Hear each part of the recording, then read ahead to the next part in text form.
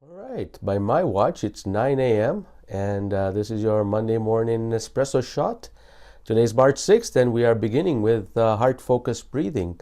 And so let us, for the next 5 minutes, let us begin the heart-focused breathing technique. Let us place awareness in the area of our hearts.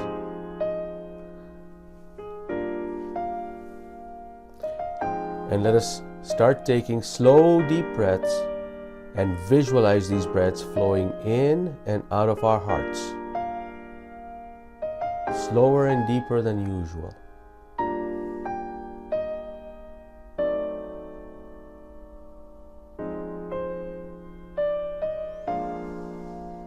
Just take those deep breaths and visualize these flowing in and out of your hearts.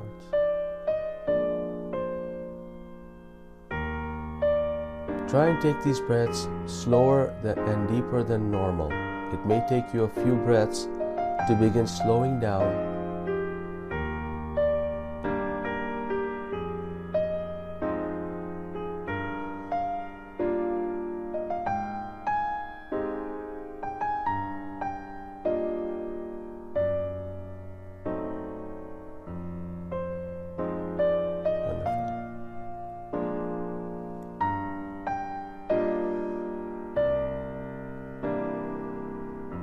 And begin to feel your body slowing down. This technique basically plugs all the energy drains. Put a gentle smile on your face.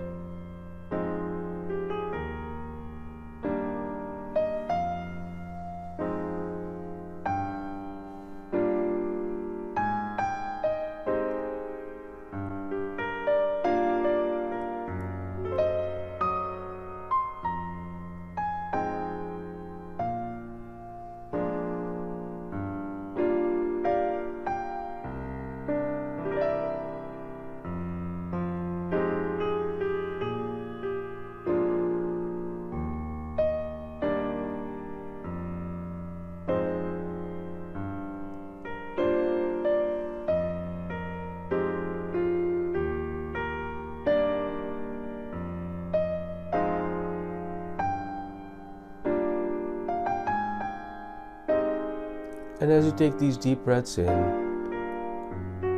monitor your body whether these breaths are flowing in and out smoothly or there's a bit of resistance as you take these deep breaths in. If there is some resistance in terms of the breaths not being that flowing, then just push past it, not forcefully, but gently, with a loving disposition. It is your body awakening from a slumber of deep breaths.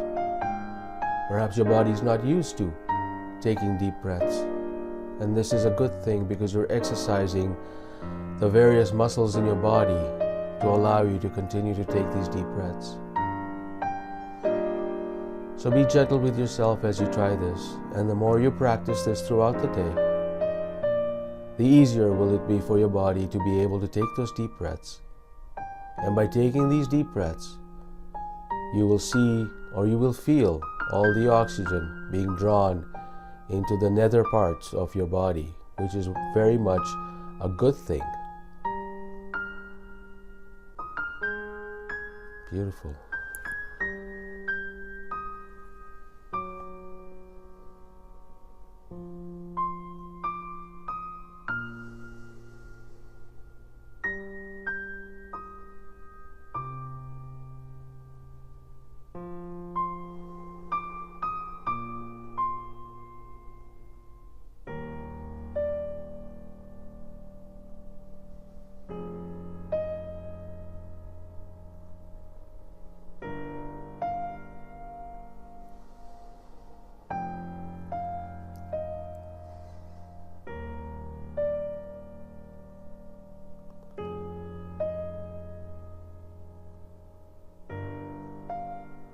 A good target for this is taking deep breaths for 5 seconds in and 5 seconds out.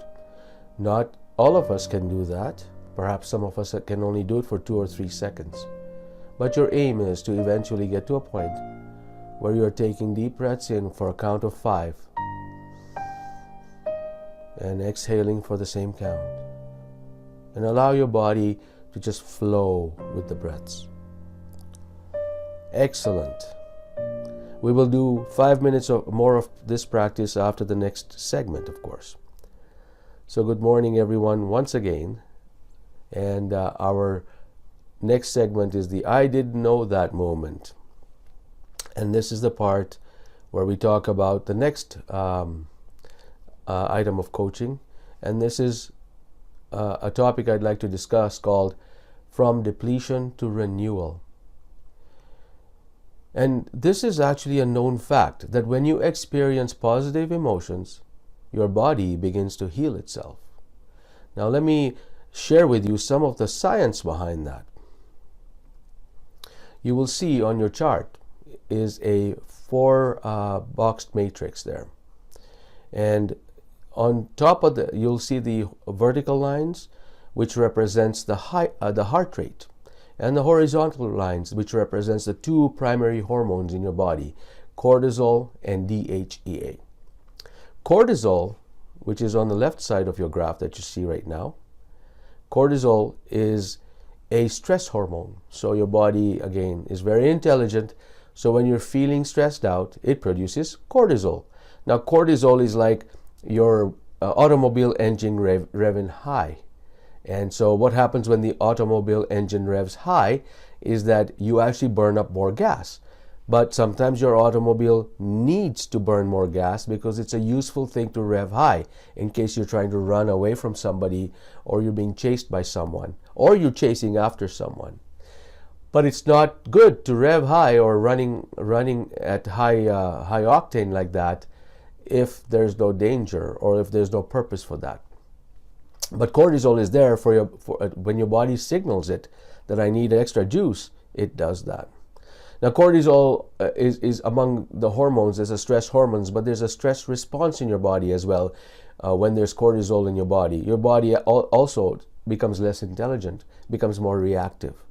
So that when your body feels it's under stress, it doesn't have time to think about getting out of tricky situations using long-term analysis. It just decides to react. And that's a good thing, because if you're facing a tiger, you need to get out of there without thinking about how you're going to get out of there. You just react. Now, on the other side of this scale, on the horizontal line, is called DHEA. DHEA is actually an anti-aging, rejuvenating hormone. So when there is no danger, your body produces more DHEA, which means that anywhere there's a place to repair your cells, or kind of alleviate symptoms of chronic diseases, DHEA does the task. It also reverses your aging process, actually. So there is one hormone, a precursor hormone, pregnenolone, that actually produces DHEA and cortisol. And it produces it in measure of whatever your body is feeling and sensing then. So that particular hormone gets its signal to produce more DHEA or more cortisol, depending on the situation. So at any one point in time, when your body is not feeling stressed out, or when in your normal balanced state, you want to have more DHEA in your body than cortisol. Now, let's talk about the heart rate. Your heart rate goes high. Many people feel that when you are actually under a lot of stress, that your heart rate is very high. Well, that is true, because when you're feeling stress, when you are doing a marathon, your heart rate is high. Whereas when you're angry and frustrated, your heart rate is high. But there's a difference between what hormones are being injected when that is happening. So if you look on the right-hand side of the symbol of a woman jumping for joy, she's excited, she's happy, she's passionate, compassionate.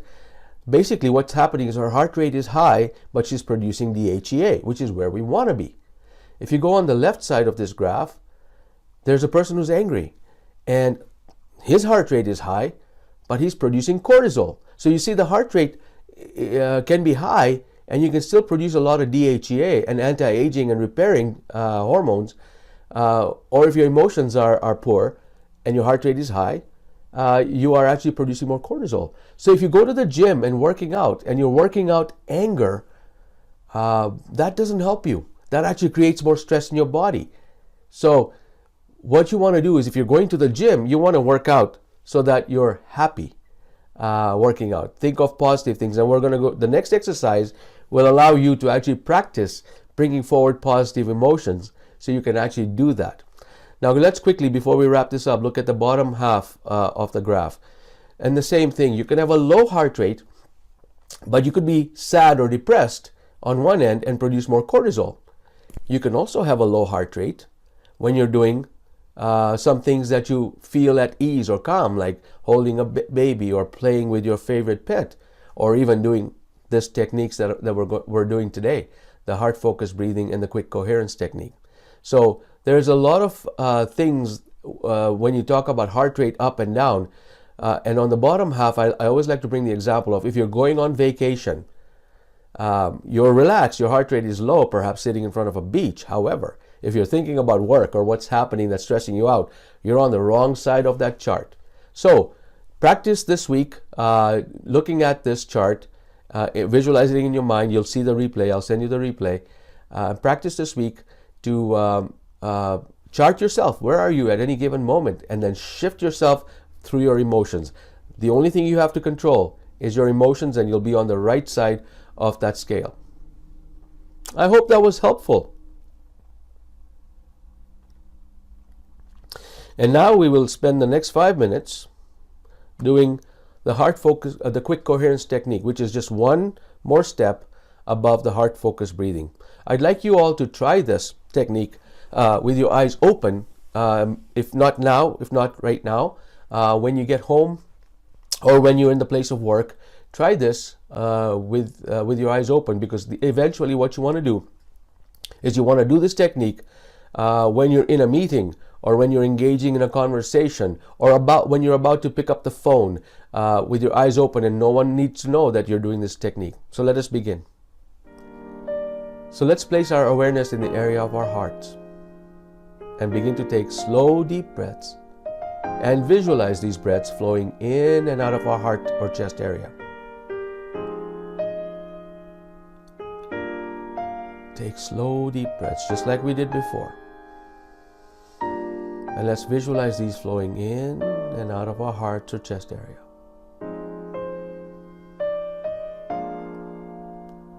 And now bring forward a positive emotion, a positive feeling of love, appreciation, and peace. Remember the last time you were feeling this calm, or feeling a sense of ease, or you were having fun. Perhaps you were with your partner, perhaps you were with a grandchild or an animal, or you were volunteering somewhere and you felt so much love and compassion.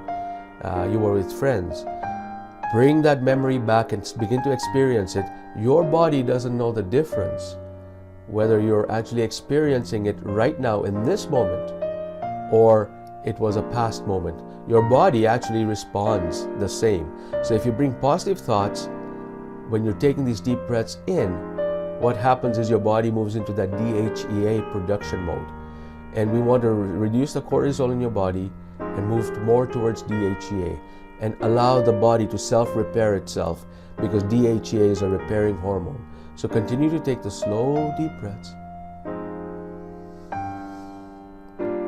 and begin to experience this amazing positive feeling. Let's just do it for 5 minutes. That's all we need to do. 5 to 15 minutes a day throughout the day. Just do this, and you will begin to feel a difference within weeks, if not days.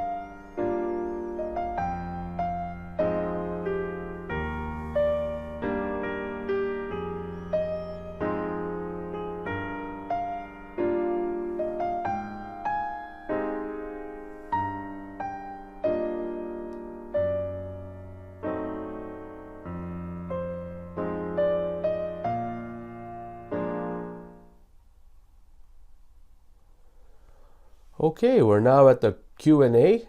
So this is the optional 15 minutes chat. If you want to stick around, please do, and ask any questions. Just type those questions in the box in the chat area, and I'll be happy to respond, just like I always have. If there are no questions, or somebody's thinking of a question, I would love to hear how this practice has been going for you. We've been doing this for a little over a month, for those of us who have been doing this for a month now. How has this practice been? Has it been helping? Is there something that we need to do differently? Perhaps I change my approach differently to help facilitate more of this technique. Thank you, Zara, for your comments. The heart breathing was amazing for me. Wonderful. Sandy, I appreciated how profound the low heart rate and the high heart rate was on both sides of the chart. Absolutely. That's a very little known fact, but it has scientific merit to it. So now that you know that, whenever your heart rate races, shift into that positive emotion, and you will tell your body to produce more DHEA and less cortisol. Interestingly enough, cortisol has a half-life of about 10 to 12 hours. What that means is that if you've got a lot of cortisol in your body, so let's say you've been stressed out since the morning, and by noontime you have cortisol pumping in your body, more cortisol than DHEA. It takes 12 hours for half of the cortisol in your body to actually dissipate. So if you've got a peak amount of cortisol at noon, and it's more than the DHEA in your body, by the time midnight comes around, only half of that will have dissipated. So guess what? You're not going to be able to sleep, or you'll have a hard time falling asleep. And this technique is actually very good for allowing you to sleep. The heart focused breathing, or the quick coherence technique, is actually better, that you can actually fall asleep. But you have to do it throughout the day and keep your cortisol levels low. Everybody needs cortisol. Like in your body, if somebody takes a snapshot or takes a blood sample in your body right now, and you're feeling completely balanced, you will have a bit of cortisol and a bit of DHEA. But your DHEA will be higher in terms of the amount of that hormone in your body versus cortisol. Okay. Zara, which gland is responsible for producing DHEA? I don't have that answer, but I can look it up. It's a good question. I don't know which gland. I know which gland is responsible for producing the adrenal, which is the precursor to, not precursor, but the adrenal gland on top of the kidney. What it does is, when you're first feeling stressed out, it's the adrenals that actually take a shot of the adrenals in your body in terms of your hormone. But what happens there, it's a very short-acting burst of hormone, just to give you a little bit of a boost. And if that stress point goes away, then you're back good. But what happens if the adrenal glands can't do the job with the adrenal pumped in your body, then the cortisol is a longer acting hormone that takes on. But I will do some research and get that information to you. Janet, practice as much as I can, but I find myself in the upper left too often as I'm overwhelmed by too many people in my area. No time to think. I must need more practice. Yes, actually, we all need more practice, Janet. That is the key to this. You will never graduate from doing this technique, because your body is very elastic, and you can do this practice and then stop this practice. Your body will continue to automatically do this practice for you, but at some point, if you don't continue the practice consciously, your body will start receding back and falling into old patterns. So the idea here is to constantly take those deep breaths in to your body, and allow your body to respond with gentleness. Deep breaths in, positive experience. So always keep a set of positive experiences in your toolbox that you can reach into. For example, you can look at a video that makes you feel lighter. So if you're in a workplace and you've got access to your smartphone or a desktop, just go to a site where you can see a nice YouTube video or a nice Facebook video that makes you feel amazing. and then that'll kick you up a notch, and then you can just start your breathing from there, because you want to get out of that basement of funk and getting into that. So please try that. As I mentioned last week and the week before, that you can always join Your Happy Thoughts channel, which is my Facebook group, which has nothing but just positive positive and inspirational videos. You just go there and you'll pick up something and you'll just laugh at it, and then that'll get you as a starting point where you can take those deep breaths in and out of your heart. So thank you for your comments, Janet. Yes, Zara, there's a comment that Zara wrote. You're dealing with thyroid, so I was wondering if it was a responsible one. One thing about, getting down to the which gland area or which part of my body is really responsible for the stress, that is a principle of reductionism, actually. And Dr. Bruce Lipton talks about that. He talks about the fact that there's not one particular feature in your body that's responsible for your ailment. It's actually how your body works as a system, and that feature perhaps isn't getting the right signals.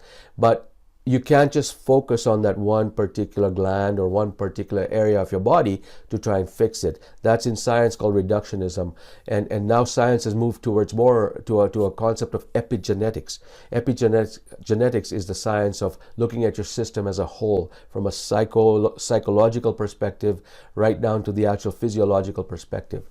So in essence, what has been shown is that when you actually connect your heart to your mind doing these techniques, that everything else begins to repair itself in the appropriate way. So as long as you're drinking lots of water, you're eating right, no processed foods, nothing that causes inflammation in your body. If you're eating right, drinking water, doing exercise, and keeping the positive emotions and doing this technique, your body will begin to repair itself, and you don't even have to wonder which part of your body is the one that's really the culprit. There could be many that are working in tandem with each other. So I trust this helps. I think it's important for you to look down into different glands and look at what their functions are, because when you know the functions, you can actually become more in tune with that. But you can't fix it on that one particular feature of your body. You have to look at your body as a system. Okay. Lane comments here. I forget about the breathing under the arches. I need to put up sticky notes. Yes, of course. Yes, you can put up sticky notes. You can put, for example, you can have an alarm go off on your phone to remind you that hey, it's time to do some breathing techniques. If you do that, after about 3 weeks, you can turn the alarm off. You can take the sticky notes off, because you'll automatically do it. It takes about 21 days for your brain's pathways to kind of get into the new habit, and then it's second nature to you. Oh, some good discussions today. Love it. If you have any suggestions as to what areas I might want to tackle in the upcoming weeks on this subject, do let me know. Send me an email, and join my Facebook group, Happy Thoughts channel, and contribute your videos. I moderate it all, and I make sure that only family-friendly videos are there. And there are some actually amazing ones there right now. There's one about the NFL football players, and they're facing off each other, trying to make them laugh with really bad jokes, and it just cracked me up. It's on there, so go check it out, please. All right. Wonderful. Sandy, the session was very timely. Thank you so much, Shamir. You're most welcome. It's always timely, isn't it? It's always divine timing. You always tune in to listen to something that you needed to know right now. So did I, and I'm sure so did most of us here. You're most welcome. Well, thank you so very much. And until next week, I say goodbye to you, and please keep on practicing this breath technique and take it throughout the week. And I would love to hear from you via email if there's anything I can do to serve you. Thank you so very much, and we'll see you next week. Take care.